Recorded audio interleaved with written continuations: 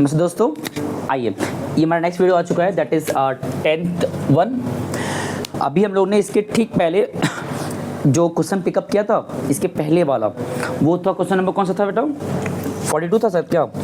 42 and 44 था। 44 तो मान लो बेसिक क्वेश्चन था, मतलब उसमें हमने से वो सीखा था डायरेक्टली कैसे करते हैं, है ना। मेन सवाल 42 हमारा था जो एडजस्टमेंट बेस्ड था, और हमने वहाँ पे दोबारा से वो कॉन्सेप्ट को रिवाइज किया था जो हमने कहाँ सीखा था, 39 में। याद आ रहा है? तो 39 42 हमारा रिपीट चल रहा था। क्या हो तुमसे अगर ये कहे मैंने एक सवाल और पिकअप किया तुम लोग के लिए, जिसमें कि जो कॉन्सेप्ट है अगेन वो क्या होने वाला है, रिपीट। लेकिन पता है अब रिपीट जब हो भी रहा है तो ऐसा नहीं मैंने क्वेश्चन जानबूझ के सेम ही पिकअप कर लिया कि एकदम तुम्हारे लिए फिर वो एक वो हो जाए, क्या बोलते हैं, आई थिंक बोलते हैं बोरिंग मोनोटोनस टाइप का, कि रिपीट चल रहा है। मैंने जानबूझ के एक सवाल अब नया लिया है जिसमें कि है कॉन्सेप्ट पूरा वही, बट इस बार वहाँ पे लेजर्स कहने के बजाय क्या लिख दिया है, एंट्री, जर्नल एंट्री। तो एक तो इसमें नया क्या आ गया, तुम्हें एंट्री फ्रेम करना है। सेम क्वेश्चन है जो लगाए थे पहले 42 वाला, वही सवाल इस स्टेप यहाँ पे भी है, बस फर्क कितना सा है कि इस बार तुमको एंट्री कह रहा है, और बोर्ड एग्जाम में सवाल एंट्री वाले भी आ जाते हैं। तो अगर लेजर्स आएगा, रिवोल्यूशन पार्टनर्स कैपिटल, वो तुम सीखे हो, बट अगर एंट्री आ जाए तो कैसे करोगे, डायरेक्टली एंट्री कैसे बनाया जाता है वो भी सीख लो। बट ये सवाल पिकअप करने के पीछे से मेरा एक कारण एंट्री आ जाए ये नहीं था, मतलब जो हमने सीखा है पीछे उसी चीज़ को तुम एंट्री में भी सीख जाओ। सिर्फ ये सिखाना अगर है मुझे ना, तो ये सवाल स्टिल नया नहीं है, क्योंकि हम लोगों ने इस टाइप का सवाल पीछे पिकअप किया है 33 नंबर पे, जहाँ तुमको मैंने एंट्री एंड लेजर दोनों एक साथ सिखाया था। तो इसमें और क्या नया है, इस बार जब तुम पूरा सॉल्व कर लोगे तो जो लास्ट में उस रिटायर्ड पार्टनर का अमाउंट आता है जो तुम बाय डिफ़ॉल्ट कहाँ ट्रांसफ़र करते हो, लोन अकाउंट में, अनलेस पेमेंट ना कहे तो इस क्वेश्चन में खास पता क्या है, यहाँ पे तुमसे कह दिया लोन अकाउंट का भी बनाओ लेजर, लोन अकाउंट का जो मैंने बना कर रखा है पहले से ही, और इसमें कैसे बनेगा वो बताएंगे एंडिंग में जब वहाँ पहुँचेंगे। और आखिरी चीज़, एग्ज़ाम में क्या इतना एक साथ आता है क्या कि मतलब एंट्री बनाओ, लोन अकाउंट बनाओ, इतना कुछ कहेगा एग्ज़ाम में? बिल्कुल नहीं। वहाँ पे कोई एक ही सेगमेंट कहेगा, बुक है तो यहाँ तुम्हें सब एक साथ कह दिया है। अगर यहाँ लिख दिया होता ऑल्सो प्रिपेयर वेरियस अकाउंट्स तो हम आश्चर्य नहीं खाते, पता है क्यों? बुक में सब कुछ कह सकता है, revise balance sheet, bank balance account, revolution account, partners capital account, loan account and general entries, इतना कुछ कह सकता है। एग्जाम में कोई एक या दो चीज़ आता है, तो हमारा काम क्या रहेगा इस क्वेश्चन में, फोकस करना इस बार एंट्रीज पे। अभी तुमने मेरे कहने पे क्या लगाया था इस क्वेश्चन का, लेजर्स ना, तो उसे काट मत देना। अब जब एंट्री बनाने को कभी कहे थे क्वेश्चन में, तो डायरेक्टली कैसे एंट्री बनाएं उस पर चलो काम करते हैं। अब तो हम जिस क्वेश्चन की पहले बात कब से किए जा रहे हैं, अपने क्वेश्चन हम लोग कौन सा है, 48, न्यू बुक के 48 है, जिसमें पार्टनर्स का नाम दिया है, मुझे दिख रहा है GKNW। तो पार्टनर्स का नाम हमारा क्या दिया हुआ है, GKNW। इनका हमें ओल्ड रेशो दिया है 3:1, तो गिवन दिया हुआ है GKW 3, 2 एंड 1। तो हमारे पास पार्टनर्स का ओल्ड और मतलब नाम दे दिया एंड न्यू दे दिया, वो दे दिया ओल्ड रेशियो। यहाँ तो नॉर्मल क्वेश्चन है ना। अब बैलेंस शीट इग्नोर करो जो मैंने पहले भी कहा था, है ना। आगे बढ़ो, रिटायर अभी कौन कर रहा है, ऑन April 1। डेट ध्यान देना, जब भी तुमसे कभी लोन अकाउंट बनाने की बात कहेगा तो अब डेट का बहुत इंपॉर्टेंस है। तो यहाँ पे April 1 April 19 जी रिटायर कर रहा है, पहला पार्टनर, है ना, ठीक है। उसके आगे लिख रहा है जी रिटायर किया ऑन द फॉलोइंग अरेंजमेंट, हमें करना नीचे जो लिखा हुआ है। बेटर रहेगा उसे पढ़ने के बजाय जो यहाँ दिखा है टोटल 5 पॉइंट्स, उसको इग्नोर करो भी, इसको भी पहले देखो करना क्या लास्ट में। तो लिखा है गिव द नेसेसरी एंट्रीज, नहीं, give the necessary ledger account, the balance sheet of the firm after G's retirement and also G's loan account till it is finally paid off. तो एक तो बैलेंस शीट का है जो इतना relevant नहीं है एग्जाम पॉइंट ऑफ व्यू से, लोन अकाउंट का है जो बहुत रेलिवेंट है, एंड सबसे इंपॉर्टेंट एंट्रीज का है। तो इस बार कहीं भी revolution account and partners capital account नहीं कहा है तो नहीं बनाओगे, ठीक है। और जब नहीं कहा है और जब नहीं बनाओगे तो डायरेक्टली कैसे बनाओगे लेजर्स, मैंने बताया बहुत बार है, ये हमारा कल रिपीट हो रहा है, बट फिर भी दोबारा सीखो। क्यों? एग्जाम में इसके बेस्ड क्वेश्चन आता है, आयुष ध्यान दो अब। तो यहाँ पे जब लेजर्स की बात नहीं कह रहा है और डायरेक्टली एंट्री की बात कह रहा है, जो तरीका होता है करने का, पता है क्या होता है? ये तो फैक्ट है, इस क्वेश्चन में रीवैल्यूएशन के पार्ट कहेगा, रीवैल्यूएशन का कंटेंट वहाँ दिया होता है आमतौर पे। तुम लोग पता क्या क्या करो, वो जो दो एंट्री बनता है, कुछ एक्सपेंसेस वाला और कुछ इनकम वाला, वो बना के रख लो पहले से ही। जैसे हम चलो ज़ूम कर लेते हैं, एक्सपेंसेस का जो एंट्री बन सकता है टोटलिटी में, ये बताओ एक्सपेंस वाले केस में रीवैल्यूएशन कहाँ लिखाता है, डेबिट की क्रेडिट? Very good. तो जो पहला एंट्री बनेगा फर्स्ट एंट्री, उसमें लिखो रीवैल्यूएशन डेबिट में लिख दो, और लिखने के बाद जो जो एक्सपेंसेस का रीज़न होगा वो सब नीचे लिखाएगा। हम अभी फिलहाल 4 अज्यूम करें, चलिए 4 क्या पता नाम आ ही जाए, मिनिमम 4 तो आ सकता है और ज़्यादा ही आता है, एक्सपेंस वाले में 4-5 नाम आ सकता है। चलो एक और लिख लो, 5 नाम ले चलो। फिर सेकेंड एंट्री इनकम का एंट्री बनेगा, मोस्टली बनता है ना इसका भी। तो इसमें क्या होता है, रीवैल्यूएशन इनकम वाले जगह पे लिखाता है और एज पर नॉमिनल रूल नीचे लिखा है क्रेडिट साइड में। तो सुनो ध्यान दो, तो नीचे आएगा 2 रीवैल्यूएशन, और जो जो उसके रीज़न से इनकम होने के वो ऊपर लिखो डेबिट में, लिखा जाएगा, मतलब अभी लिखा मैंने नहीं है सिर्फ। तो इतनी बातें तुम लोग लिख के अपने पास रखे रहो। ये हमारा पहला एंट्री, ये हमारा दूसरा एंट्री जो बनेगा ही बनेगा, और फिर जो तीसरा एंट्री होता है वो डिपेंड करता है इन 2 एंट्रीज पे, क्योंकि उसके अकॉर्डिंग प्रॉफिट लॉस हम जान पाते हैं। ये सब तरीका हम तुम्हें इसलिए बता रहे हैं कि तुम लोग गलती ना करो एग्जाम टाइम पे और जल्दी कर पाओ। ये हमारा सेकेंड एंट्री है। तो अभी मैंने इतना फ्रेम करके रख लिया पहले से ही, बिना क्वेश्चन को पढ़े। इसी तरह तुम लोग भी करना एग्जाम टाइम पे जब एंट्रीज की बात कहेगा सिर्फ। अब पढ़ो क्वेश्चन, जी रिटायर किया था ना, अब जो ऊपर 5 पॉइंट दिया है वहाँ बात करते हैं। क्या लिखा है, goodwill of the firm to be valued at 15,000। तुम्हें सबसे पहले इनिशियली क्या कह दिया, बात करिए गुडविल का, फर्म के वैल्यूड वाले गुडविल का, जो कि इसका कोई कनेक्शन नहीं है रिवैल्यूएशन से, है ना, क्योंकि यहाँ से तुम गुडविल निकालते हो उस जी के रिटायर्ड जो हो रहा है उसको कितना मिले गुडविल, वो अमाउंट पता लगाते हो, जो हमारे लिए अभी इतना रेलेवेंट नहीं है। तुम पहला point for a while skip करें, जब ये 3 काम हमारा हो जाएगा फिर से बात करेंगे हम। तो ये पहला पॉइंट छोड़ दो भी। सेकेंड पॉइंट में कह दिया the assets and liabilities are to be valued as under. बहुत सारे एसेट्स एक साथ दिया हुआ है, लायबिलिटीज दिया हुआ है, उनका चेंज अमाउंट दिया हुआ है, तुम्हें कंपेयर करना है बैलेंस शीट में जाकर देख करके। जैसे पहला क्या है, स्टॉक लिखा है 10,000, जाके देखो पीछे था कितना, पीछे था बैलेंस शीट में 12,500, घटा कि बढ़ा, 12,500 था और 10,000 कर देना है, तो डिक्रीज कराना है। और जो रूल था कि जब एसेट्स डिक्रीज करेगा, हम लिख दे रहे हैं एसेट्स डिक्रीज करेगा, एसेट्स डिक्रीज करेगा या लायबिलिटीज इंक्रीज करेगा, तो इस केस में इधर आएगा, और यहाँ पे एसेट्स इंक्रीज या लायबिलिटीज डिक्रीज तो यहाँ पे आएगा। तो यहाँ हमारा एक स्टॉक जो कि एसेट्स है वो डिक्रीज किया, तो इधर आएगा टू स्टॉक। अब तुम लोग चाहो तो जितने से गैप आ रहा है वहाँ दिखा भी सकते हो, ऐसे 12,500 माइनस 10,000 कितना होता है, 2,500 हो गया, एक तो हो गया हमारा।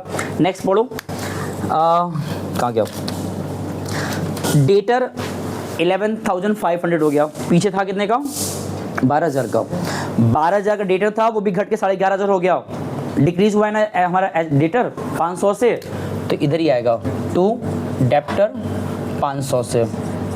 नेक्स्ट पढ़ो, ध्यान दो अब, लैंड बिल्डिंग हो गया 18,000, था कितने का, एक मिनट ये तो सेम आ गया, लैंड बिल्डिंग कितना हो गया 18,000, यहाँ पे ऐसे नहीं 15,000 था, 15 से 18 हो गया, घटा कि बढ़ा, तो बढ़ा है ना, तो इसमें आएगा लैंड एंड बिल्डिंग, और कितने से बढ़ा है 3,000 से। नेक्स्ट पढ़ो, प्लांट मशीनरी 16.5 हो गया, था कितने का 18, प्लांट मशीनरी 18,000 का था, कितना हो गया घट के हो गया 16.5, डिक्रीज हुआ 1,500 से, डिक्रीज हुआ एसेट्स, तो इधर आएगा प्लांट एंड मशीनरी 1,500 से घट गया। नेक्स्ट पढ़ो, ये सब जल्दी करो, इसे सिंपल है।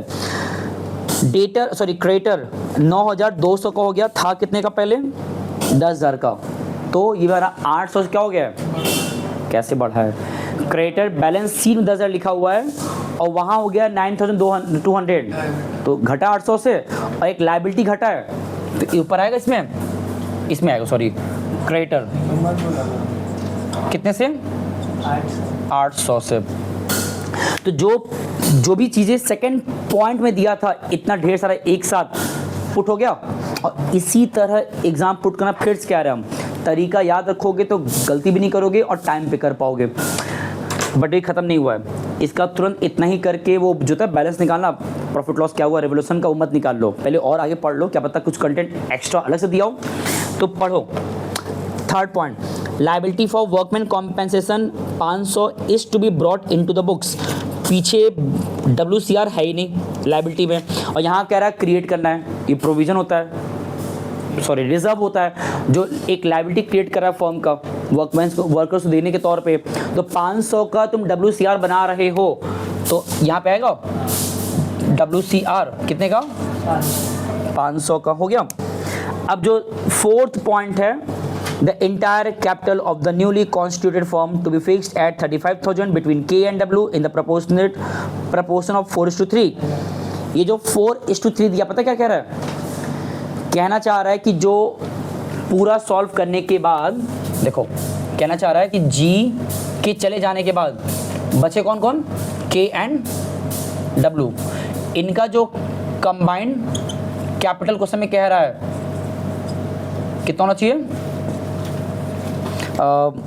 35,000,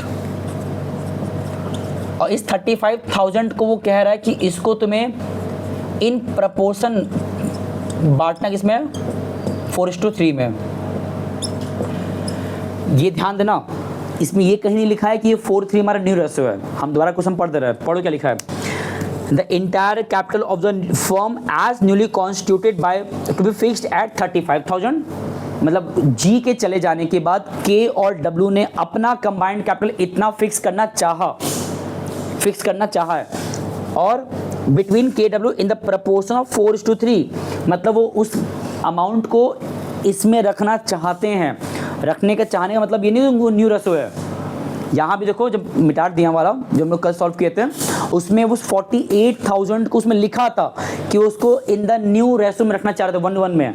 यहाँ पे नहीं कहा है कि they want the 35,000 amount to be kept in the new ratio, ये नहीं कहा है, सिर्फ एक स्पेसिफिक रेशियो देकर छोड़ दिया है कि वो इस रेशियो में रखना चाहते हैं। वो रेशियो कुछ भी हो सकता था, अगर वहाँ पे ऐसे लिखा होता कि वो अपने उस 35,000 को इन द न्यू रेशियो रखना चाहते हैं, तो यहाँ तुमको NR या तो दिया होता या निकालना पड़ता। अब देखो हमारे सवाल में NR तो दिया ही नहीं है, तो क्या करें। इसमें जो एक और पॉइंट आगे लिखा है वो पढ़ लो अच्छे पर, 13,150 to be paid to G and the balance due to him were to be paid by the help of 3 equal installment annually together with the interest 12% per annum। ये पॉइंट जो है ये लोन का पेमेंट का बता रहा है ना, तो वो हम लोग बाद में सीखेंगे लास्ट में एकदम।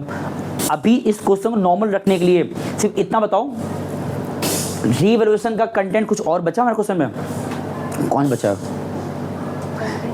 रीवैल्यूएशन, इसमें मांगेंगे छोड़ दो। अभी रीवैल्यूएशन का जो एक्सपेंसेस को इंडिकेट कर रहा हो या इनकम को इंडिकेट कर रहा हो, कुछ बचा। तो अब यहाँ से इसका पहले बैलेंस निकाल के जो थर्ड एंट्री बनता है बाय डिफॉल्ट प्रॉफिट लॉस का, वो बनाओ पहले। कैसे बनेगा वो वाला, ये हमारा एक एक्स्ट्रा बन गया था, ये भी हटाओ, 4 से काम चल गया।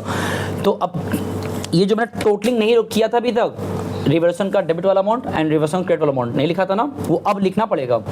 इन सबको जोड़ो, यहाँ लिखो कितना आएगा बताओ, पक्का। और यहाँ कितना आ रहा है, तो ये अमाउंट तुमने अभी लिखा है, सारा चीज़ पोस्ट करने के बाद ध्यान देना। और यही अमाउंट हेल्प करेगा प्रॉफिट या लॉस हुआ है या जो भी हुआ है रिवर्सन में पता लगाने में। कैसे कंपैरिजन करना होता है, कैसे करते हो, यहाँ साफ साफ दिख रहा है ये बड़ा है ना, ये कौन से पोस्ट जगह पे था, तो रीवैल्यूएशन का डेबिट वाला अमाउंट बड़ा है कंपेयर टू रिवैल्यूएशन के। और हमको पता है कि debit indicate expenses and this indicate income, तो कॉमन सेंस लगाओ, एक्सपेंस वाला सेगमेंट बड़ा है तो ये अपने आप में क्या रिवील कर रहा है कि यहाँ पे क्या हुआ है, ये तो इंडिकेशन मिला ना लॉस कितने से, बस गैप देख लो, गैप था 5000 माइनस में 3800, दैट कम्स 1200।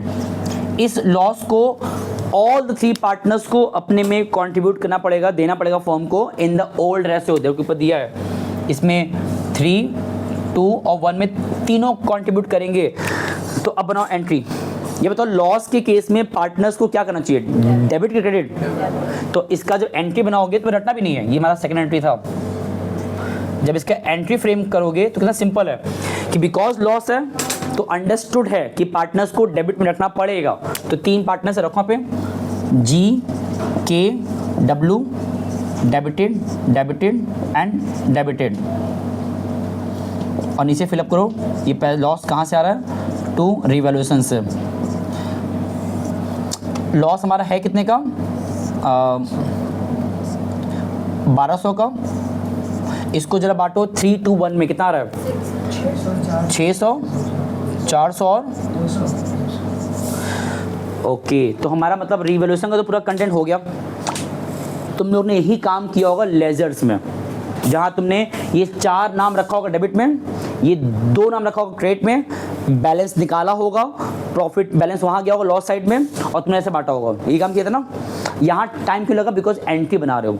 जब बना तो लेजर वहाँ काम जल्दी हो जाता है, बट अगर एग्जाम में लिख कर ही आया कि प्रिपेयर एंट्री तो करना ही पड़ता है। अब आते हैं नेक्स्ट एंट्री पे। याद करो मैंने बताया था ना नेक्स्ट एंट्री क्या होता है। अगर एंट्री बात आ रही है तो इसको सॉल्व करो 3-4 स्टेप्स में। फर्स्ट स्टेप हमारा क्या था, एंट्री ऑफ रिवैल्यूएशन हो चुका। नेक्स्ट स्टेप हमारा होता है बैलेंस शीट में अब जाके देखो क्या कोई रिजर्व्स एंड सरप्लस है क्या। देखो दिया है, मुझे एक दिख रहा है, जनरल रिजर्व लायबिलिटी दिख रहा है ना, बोलो।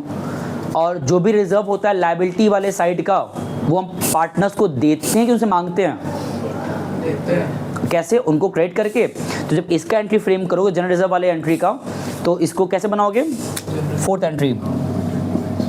बिकॉज ये रिजर्व पार्टनर को मिलेगा तो कैसे एंट्री बनेगा, 2G 2 और सबको मिलेगा 2K 2W।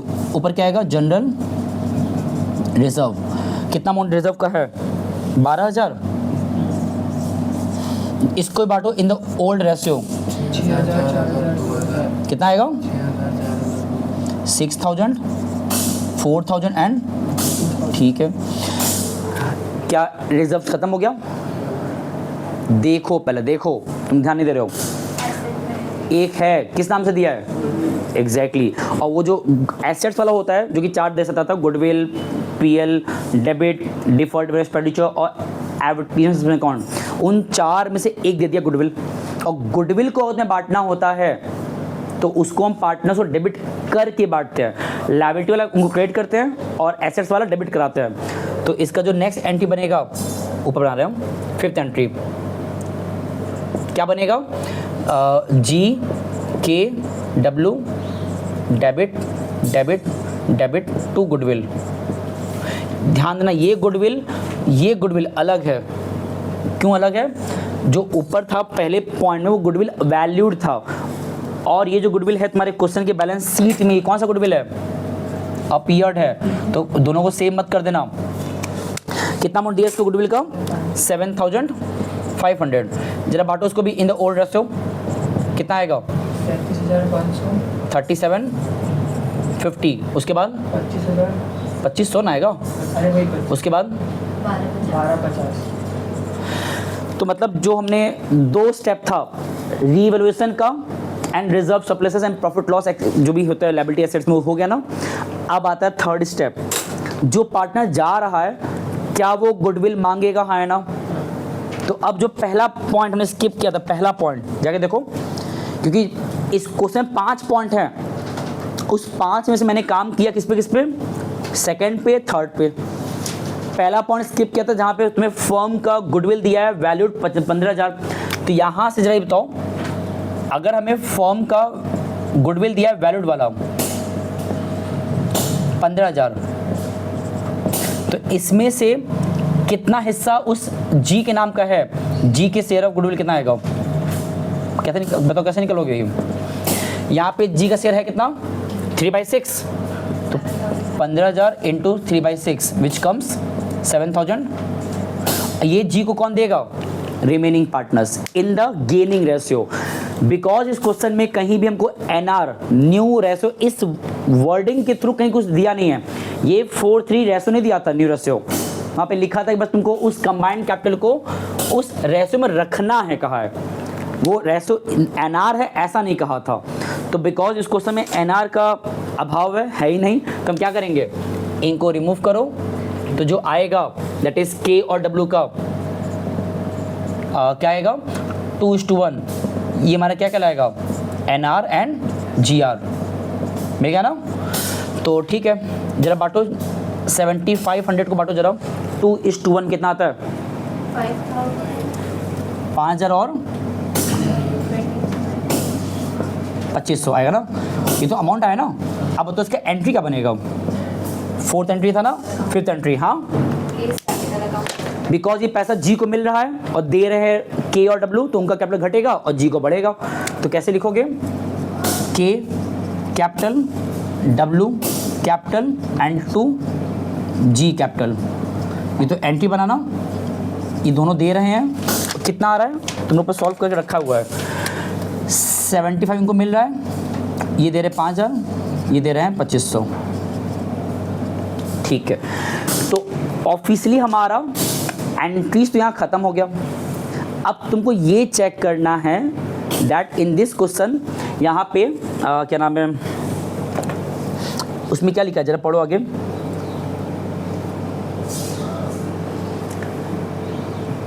जो भी अमाउंट अब टोटलिटी में जी को मिलना चाहिए, इतना पूरा करने के बाद जी कितना पैसा हासिल करने वाला है एट द एंड, वो निकाला जाए। ये काम पता है वहाँ तुम इजीली निकाल पाते हो, पार्टनर्स कैपिटल अकाउंट में, क्योंकि बैलेंस करते हो मिल जाता फटाक से ना। यहाँ तो बना नहीं पार्टनर्स कैपिटल अकाउंट, तो यहाँ तुमको सेपरेटली साइड में जी का पूरा ऐड लेस करके देखना पड़ेगा कि अल्टीमेटली कितना आ रहा है। तो चलो देखते हैं, देखो यहाँ सॉल्व कर नीचे। ये बताओ जी को एक्चुअली मिला कहाँ से पैसा, जी को सबसे पहले मिलेगा उसका बैलेंस, हाँ है ना, जो भी उसका बैलेंस बीडी है मिलेगा। जरा देखो कितना बैलेंस जी का है, पीछे पलटो, 22,000 है ना, तो इनको मिलेगा 22,000। दूसरा इनको मिलेगा रिवैल्यूएशन का लॉस है ना, तो उनको उस लॉस में देना पड़ेगा पैसा। लॉस था कितना जी के नाम का, कितना है 600, तो ये देना पड़ेगा, तो उसको लिखो माइनस में 600।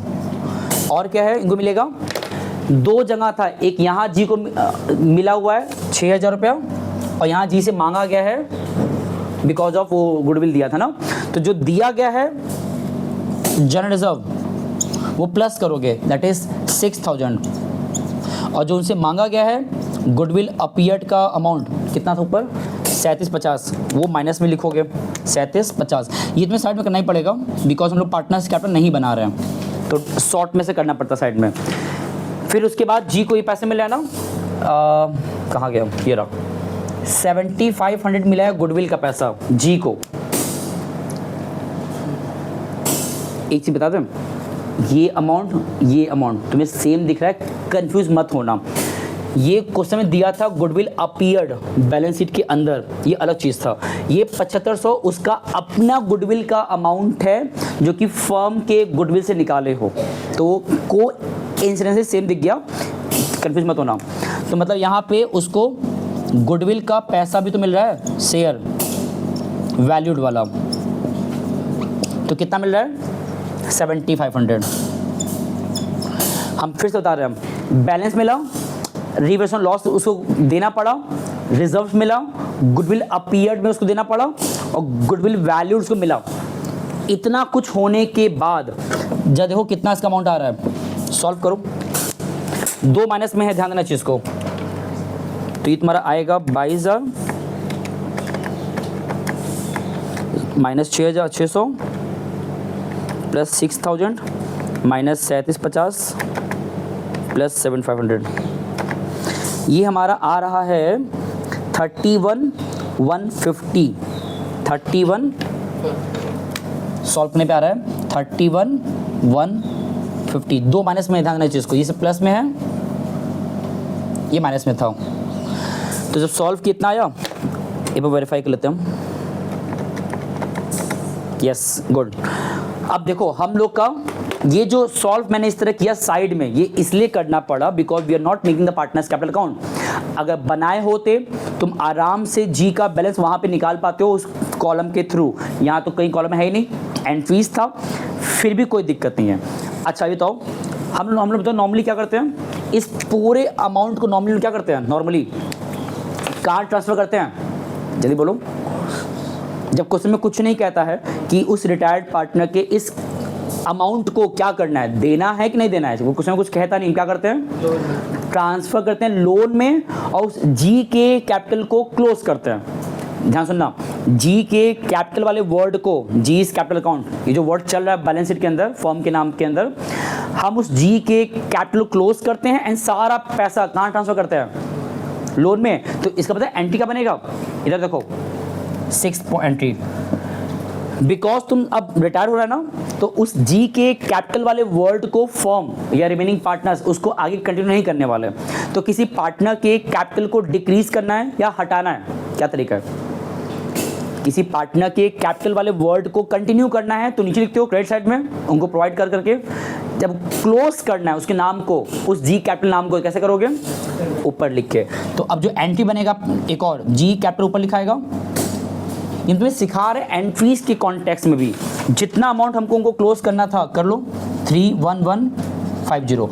अब क्लोज कैसे किया जा रहा है, इफ तुमने पूरा पे कर दिया तो लिखो टू कैश, जो वहाँ करते भी थे, याद करो कहाँ करते थे, याद करो पार्टनर्स जब बना दे लो कैपिटल अकाउंट इस तरीके से, तो यहाँ पे हम लोग टू कैश लेके पेमेंट करते थे, तो तुम एक्चुअली क्लोज ही कर रहे थे अगर देखा जाए कायदे से। तो यहाँ भी हम अगर पेमेंट कर रहे होते हैं क्वेश्चन में, तो जी कैपिटल इतना जो यहाँ पे निकाल के देख चुके हैं, टू कैश, काम खत्म। बट पता है क्वेश्चन में क्या बोल दिया, तुम्हें थोड़ा सा परेशान करने के लिए, थोड़ा सा पे करना है एंड बाकी जो बचेगा वो बैलेंस डालना है लोन अकाउंट में। तो क्वेश्चन में कहा हुआ है वी हैव टू पे टू हिम, कितना पे किया गया क्वेश्चन में, 13,150। जब इतना पे कर दिए तो पे करने के बाद पैसा बचा कितना, जो स्टूडेंट को देना भी है 18,000, ये जाएगा उसके जेड के, सॉरी जी के लोन अकाउंट में। तो मतलब यहाँ पे जितना पे किए तो लिखो टू कैश, कितना पे किए 13,150, और जितना पे नहीं कर पाए वो जाएगा जी लोन अकाउंट में, जो कि आ रहा है सॉल्व करने में 18,000।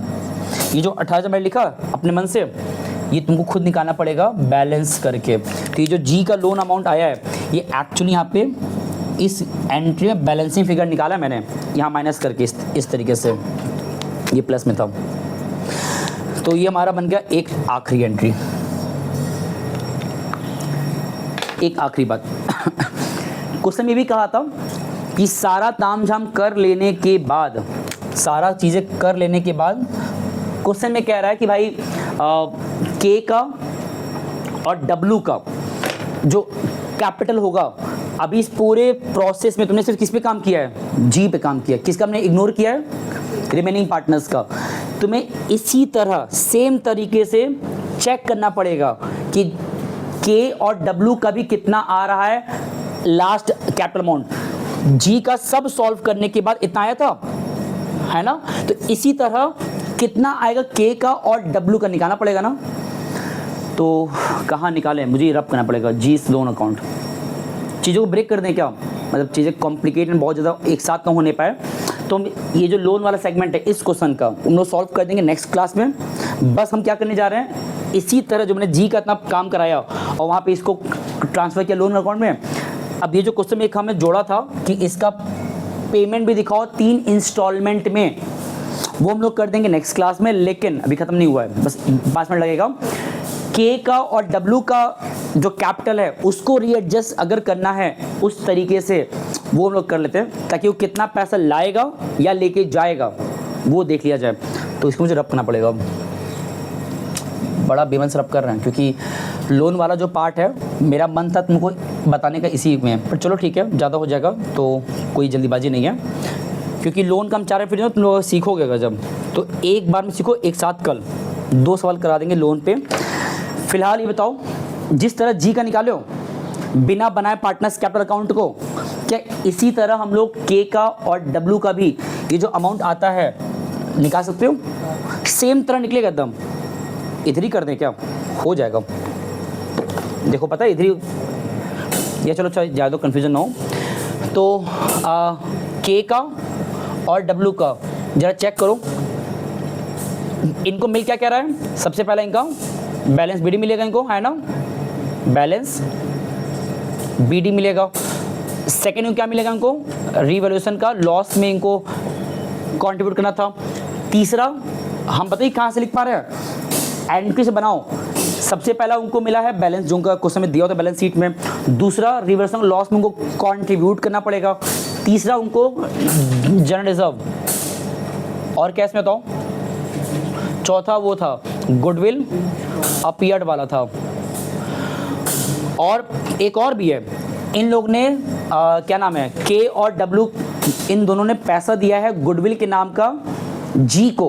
तो ये जो उन्होंने प्रोवाइड किया है गुडविल वैल्यूड टू जी, जो उन्होंने पैसा दिया है जी को, फर्म के गुडविल में जितना हिस्सा जी के नाम का था वो दिए थे ना, तो एक्चुअली के और डब्ल्यू का जो पूरा अमाउंट है वो इसी के आसपास चेंज हुआ है बार बार। चलो पुट कराओ, देख बताओ जी का कितना दिया है बैलेंस क्वेश्चन में, देखो कितना दिया है।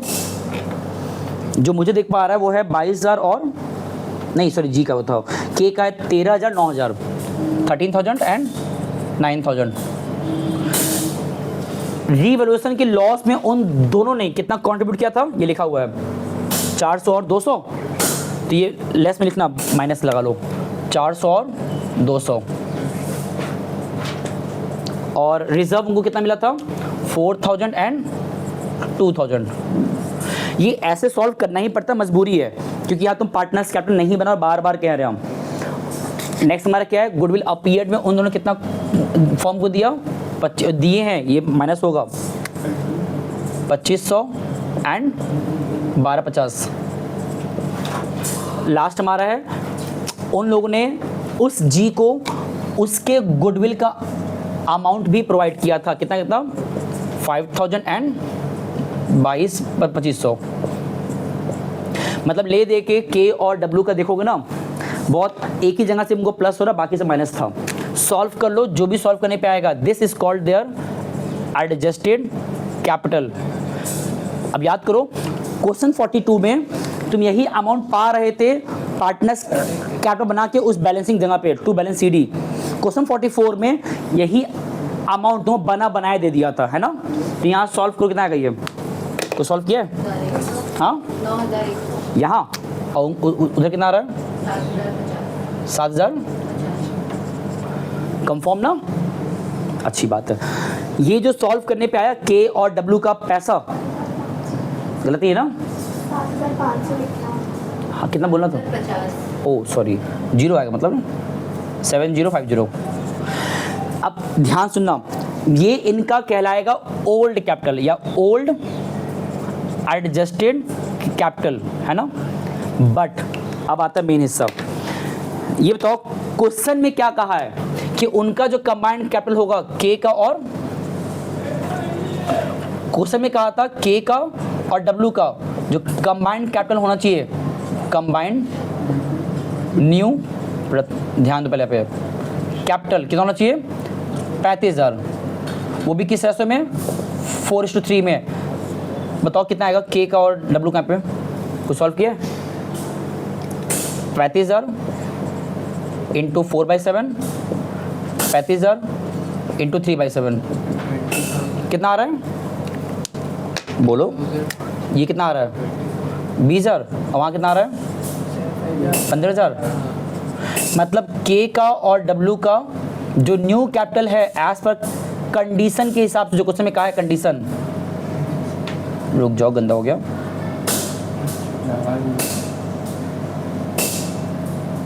चलो, जो हमारे क्वेश्चन में कंडीशन था उस कंडीशन के अकॉर्डिंग के का और डब्ल्यू का जो कैपिटल होना चाहिए था वो इतना होना चाहिए था ना। This is their new capital जो कितना होना चाहिए था, के का 20,000 और क्या नाम है डब्ल्यू का 15,000। कंपेयर करो अब और कंपेयर करके बताओ कि इस सिचुएशन को मैनेज करने के लिए क्या किया जाए, कौन पैसा लाए कौन पैसा विड्रॉ करेगा। देख के बताओ, ये इनका सब कुछ सॉल्व करने के बाद का है, बट इतना नहीं होना चाहिए। उनका होना कितना चाहिए था, के का 20,000, तो मतलब 20,000 तक कैसे पहुंचेगा, उस के को पैसा और लाना होगा, ब्रॉड करना पड़ेगा ना। कितना गैप करो, हाँ आंसर देखो पहले कहाँ गया, कितना बोले हो, और उसका निकालो जी का आंसर डब्ल्यू का। ये इतना है, इतना हो जाना चाहिए तो ये भी ब्रॉड करेंगे, मतलब पैसे दोनों लेके आ रहे हैं ना। यहाँ दोनों नहीं, पैसों को लाना पड़ेगा 7,950। Very good. अब ये था हमारा 6th एंट्री। इसी क्वेश्चन का अब आता है आखिरी एंट्री। ये बताओ, ये दोनों पैसे लेके आ रहे हैं ना, तो फॉर्म में क्या आ रहा है, कैश। ये 6 एंट्री था ना, जो एक और एंट्री बनेगा यहाँ लिख दे रहा हूँ समझाने के लिए सिर्फ। 7th एंट्री, पैसा आ रहा है तो एंट्री क्या हो जाए, कैश कॉन डेबिटेड। बिकॉज आप विड्रॉ हो ही नहीं रहा है तो एंट्री एक ही बनेगा, बस कंबाइंड बना दो। पैसा दोनों लेके आ रहे हैं, के और डब्ल्यू, तो लिखो 2 के कैपिटल 2 डब्ल्यू कैपिटल। और ला कितना रहे हैं उन लोग, 10,900 7,900, दोनों ऐड करो कितना आएगा ये 50, 8 एक कैरी अगेन 8 1, 18,850। इतना पैसा वो लोग को लेके आना पड़ेगा फॉर्म के अंदर। देखो इस क्वेश्चन में एंट्रीज जब जब जैसे बन रहा था हम उसी जगह पे कैलकुलेशन भी दिखा रहे थे। और मेरा बहुत सिंपल कंडीशन होता है कि तुम हर वैरायटी पे काम करो। हम तुम्हें बहुत फोकस करा दी लेजर्स पे और एकदम तुमको इग्नोर करा दी एंट्रीज पे, और एग्जाम में एंट्री ही आ गया। आई गारंटी तुम लोग वहाँ पे या तो गलती कर दोगे या टाइम बहुत ले लोगे। इस क्वेश्चन को भी तुम याद रखना कि क्वेश्चन यही सवाल एग्जाम में हमारा आएगा और तुमको इसी तरह करना होगा। बिलीव मी, जो बच्चा विद इन टाइम लिमिट के अंदर इस तरह से कर पाएगा, हम श्योर हैं वो टीचर उसको एक सिंगल मार्क्स नहीं काट सकता। क्योंकि यहाँ तुमने सिर्फ एंट्री बनाया है, हर एंट्री को बनाते वक्त जो कंडीशंस हैं, कहाँ पे कैसे क्या यूज़ हो रहा है बता भी रहे हो। इस क्वेश्चन को ख़त्म नहीं हुआ है, हम लोग सेम सवाल कल फिर लगाएंगे, सेम सवाल। बस अब क्या पिकअप करेंगे, मुझे याद दिला देना कि कल हम लोग सीधा कहाँ जंप करेंगे अब, कि अगर इतना उसका लोन अमाउंट आ गया है तो कैसे उसको पेमेंट किया जाएगा, उसका लोन का लेजर बना के डायरेक्टली। बस ये जितना बनाए हैं तुम्हारे पता है एग्जाम में क्या होगा, रुक जाओ अभी। एग्जाम में क्या होगा, कोई एक चीज़ कहेगा, या तो ये पूरा ये कह देगा जो बनाए हो, या कह देगा रिवोल्यूशन पार्टनर्स कैपिटल, या कह देगा ओनली लोन अकाउंट बनाने के लिए। 3 क्वेश्चन का पार्ट था, हमने 2 पे काम किया हुआ है। लेजर रिवोल्यूशन दोनों खुद बना लोगे, एंट्रीज मैंने बता दिया। अब इस पूरे क्वेश्चन वाइंड अप करने के बाद जी का जो इतना 18,000 है वो कैसे पेमेंट किया जाएगा लोन के तौर पे इंटरेस्ट दे करके, वो कल सीखा जाएगा। आखिरी चीज़, हम लोग जो क्वेश्चन कल लगाए थे, जो अभी इसके पहले लगाए थे और जो आज लगा रहे हैं, इन पता है सब में खास बात क्या है, रिटायरमेंट इसके बियॉन्ड कुछ नहीं है। अब बस लोन का रहेगा, वो मिलकर डिस्कस कर लेंगे। अदरवाइज रिटायरमेंट में इसके बियॉन्ड कुछ है ही नहीं। और तुम्हें इस बात का प्रूफ हम कराएंगे जब PY के लोग आएंगे हम। और डेथ की बात अगर करें, जो उसमें रह गया सेकंड पार्ट, जो आई थिंक शुरू कर देंगे कल के बाद से ही, कल बताएंगे लोन वाला पार्ट हो जाएगा। उसके बाद जब डेथ में मूव करेंगे तो बिलीव मी 98% अब नॉट 95, 98% पूरा सेम है रिटायरमेंट का। बस वहाँ जो 2-5% अलग है ना, वो बेसिकली प्रॉफिट का सिर्फ है। क्योंकि यहाँ पे तो बड़ा वो अपने मन से एक डेट फिक्स कर रहा है जाने के पहले कि वो इस दिन जा रहा हो, उसने डेट एकदम डिसाइड किया है 1 अप्रैल या साल के अंत में। बट डेथ में क्या वो डेट डिसाइड कर सकता है, नहीं। तो वो मान लो इन बिटवीन चला गया, तो सब कुछ सेम है एज लाइक रिटायरमेंट। फिर अलग क्या है, जब वो इन बिटवीन चला जाता है, डेथ हो जाता है, तो उसमें क्या होता है, बात सस्पेंस का नहीं है। जब वो इन बिटवीन जाता है, मान लो चला गया 15 जून को, अब ऑब्वियस सी बात है उसने अप्रैल 1 से 15 जून तक फर्म में रहा, काम किया, प्रॉफिट अर्न कराया, तो जो प्रॉफिट का अमाउंट है 1 अप्रैल से 15 जून तक का उसको वही मिलेगा।